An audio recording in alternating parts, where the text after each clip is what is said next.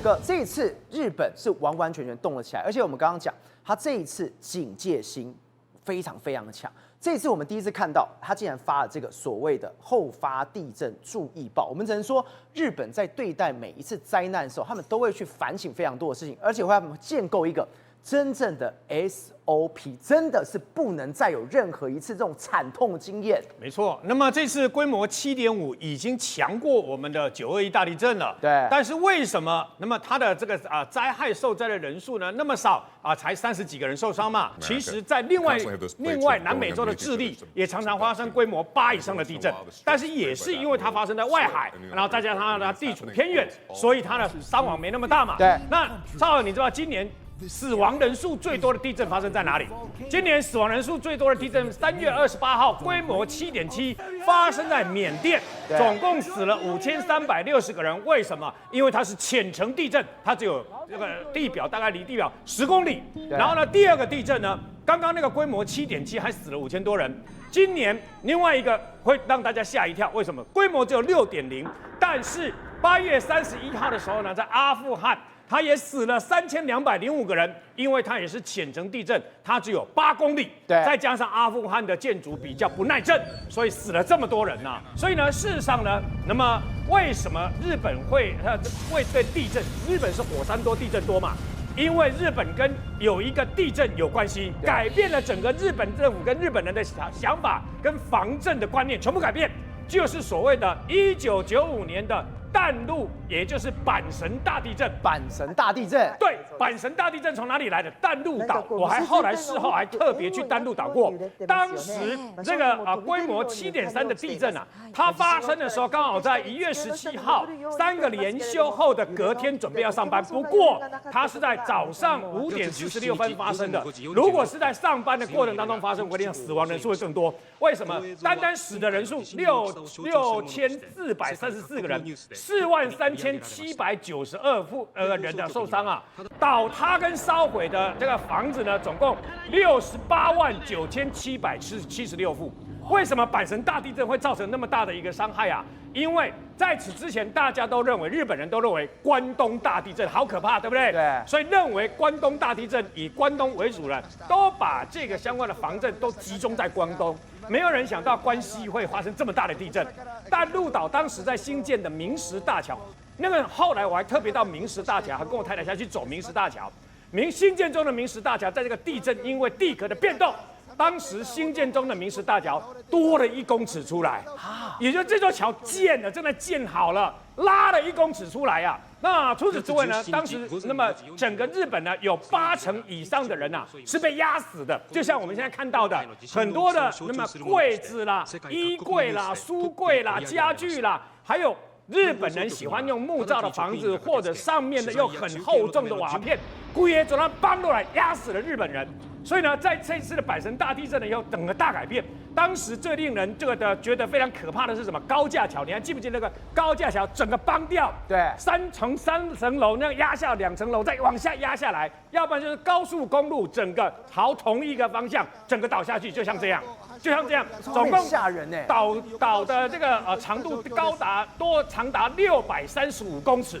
后来呢，又有火警，什么火警呢？这次不是发生了一些火警吗？对，因为有一些你的天然气的管线呢，你会断裂，所以呢，那么会发生这个类似的火警或者电线走火。这一次不是也有森林大火，对不对？是因为很多都是因为天然气跟那么所谓的相关的这个电线走火。但你知道神户大地震更可怕，为什么？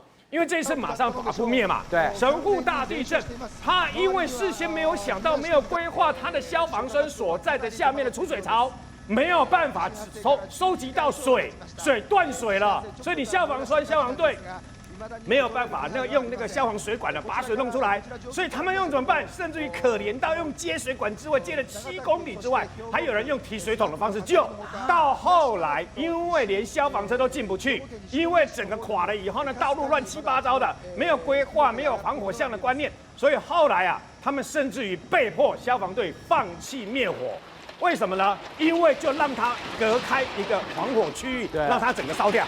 所以呢，整个神户大地震惨到这样的地步后来也因为神户大地震，那么当时连日本的神户山口组的大本营就在神户，连日本山口组黑社会都投入抢救。所以呢，你就知道，那么这次的大地震造成日本多大的伤害。好，那日本在发生这个阪神大地震了以后呢，日本所有的人痛定思痛，他们的政府痛定思痛，开始思考，那我该怎么办？对，你看刚刚看到的那个整个那个高速公路，整个不是往同一个方向倒吗？垮掉，他的房子烧掉。刚刚宇轩已经讲到地震波了嘛？对。那么地震波包括921大地震，你就可以看到921大地震，我亲自到东市去，每7栋房子倒一栋，每7栋房子倒一栋，这跟地震波有关系。地震波分成劈波重的，所以我们常讲说那个上下有没有？如果你先感受到上下的话，这个地震离你蛮近的。对，如果你都没有感到上下，感到左右，就表示地震离你蛮远的。所以呢，这是最简单的，劈波就是上下，重波 S 波就是这个左右，但是 S 波左右的，那么它的破坏力比刚刚说的那个上下的那个劈波呢更大更剧烈。那么这一次事实上摇了1分半啊。你可以看到那个左右，我们刚刚不是台湾观光客在那个扶着那个电视那个画面，500多万人看啊。然后为什么呢？因为你可以发现它左右摇的那个，它几乎都在左右摇，它左右摇的时间非常的长久。这个地震在释放它的能量，左右摇。但你知道吗？如果你在正央附近的话，它又上下摇又左右摇，几乎同时间发生的话，你真的就只有喊阿弥陀佛了只有求神问佛了。为什么？因为它的破坏力太大了。所以日本因为这样子，所以他们后来去研究我该怎么办。所以包括那么电力在1个礼拜之后才恢复，然后那个水管跟瓦斯管3个月后才恢复。然后因为呢，他们一开始为了恢复那个电力，结果造成了那时候整个暖气因为这样子整个火烧起来，它又烧起来，火烧整个那个神父啊。那所以他们后来还有那个瓦斯管，你送瓦斯的天然气管道，它已经断掉了，就又烧起来。所以后来整个重新规划。那么刚刚讲的那个高速公路整个倒到一边，那怎么办？他们后来经过实验发现一件事，各位，我们那个高架桥不是都是钢筋混凝土的撑起来嘛？对，像一只手这样撑起来，对不对？那个桥墩嘛。如果是单纯这个桥墩的话呢，那么因为神父倒的都是这个桥墩，如果在这个桥墩里的下面呢，两边加钢板，把它锁起来了以后呢，地震一定会左右摇，对不对？对。但是呢，弯个几个听多心，它会弯等来，它会把它拉回来，也就是说它的抗震能力增加大概1/2以上。对。所以各位，现在你到日本很多地方去，你可以发现他们那个高架桥的桥墩有这个钢板。我们台湾后来就是去阪神大地震考察当地，所以各位看看现在的台北市的这个环河快速道路高架桥，也后来在这些桥墩都加了这个钢板，就是这样来的。原来是这样子，就为了这样来的。对，然后还有呢，其实当时疏散的人数多达几十万人呐。那么几十万人了以后呢，那怎么办呢？卫生排泄情况也很重要。所以日本为了这个，在阪神在很多地方，那么装设了所谓的未来式的地下的这个简易的相关的这个厕所，它下去平常沉在地底下。然后呢，适度的充电，每隔一段时间充电以后，你甚至于万一遇到地震之后，按下去，厕所就上来，里面就有化粪的设备。所以日本经过这个惨痛的教训了以后，才有现在的这个相关的规格，才有现在的免震外加制震。现在台湾那个建筑物都有一根一根这样子，有点像倒 V 的这个情况，叫做制震，就是全部从日本来的。玉峰哥，为什么我们刚刚一直说？这一次地震发生完之后，日本是战战兢兢，因为他们这一次是不能受到任何伤害。你看到 NHK 甚至还专门去报道，他报道是这个是地震前哦，他说，现在如果东京发生这种首都直下型地震有多严重？因为他们知道一件事情，现在整个在日本附近有火环带，应该说全世界有火环带，现在根本全都醒过来了。对，现在来讲有做一个最新的，如果你在东京都周边首都圈如果发生一个直下型，什么叫直下型？就是在首都圈下面就是它的震央，那会发生什么事情？最新的结果出来说，如果这样子计算的话，7.3的震度，它会造成大概2万人死亡。对。可是呢，过去来算是2.3万人哦。你以为是不是进步了？确实科技是有进步，但是2万人，人命一条都是相当的珍贵。2万人，这还是一个很可怕的事情。为什么呢？因为这是他们日本人最深层的一个害怕。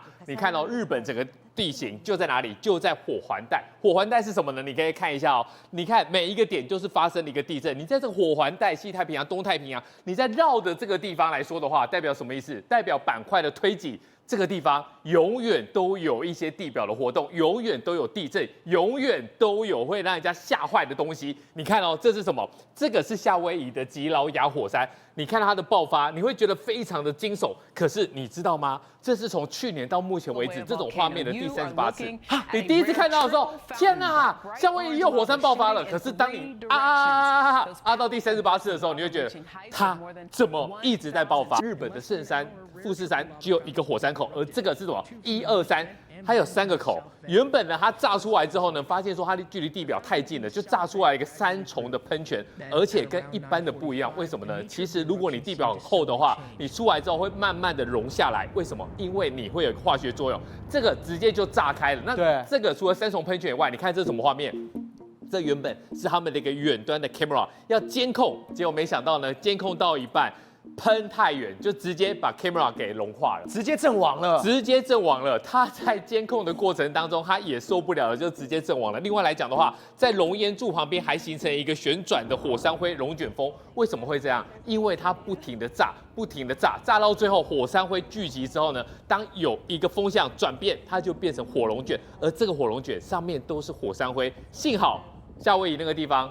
没有什么太多人居住，在这个案发的地方，如果有人的话，那个火山灰扫过来，每个人只要闻到，其实都会造成很大的一个伤害。印尼这画面其实是非常特别，一天喷10次。可是呢，你一看到这个状况，其实我第一次看到的时候，我就觉得他们是来工作的吗？还是他们是来玩的？因为这个桥上面有太多人走来走去了，然后后来。越炸越近，不管他是游客还是要来做科研的人，他都跑了，他们都太靠近了，所以呢，一瞬间炸过来的时候呢，你想象的画面跟这个画面是不是一定不一样？你想象的画面一定是什么？你远远的看，然后呢，你可以做观察、做记录。可是当它炸下去的时候呢，砰！它不一定只有一个，我们刚才讲的那个3重是什么意思？它有3个口，它不一定只有一个口，所以它炸过来之后呢，你会看到整个就炸开了。炸开之后呢，你知道吗？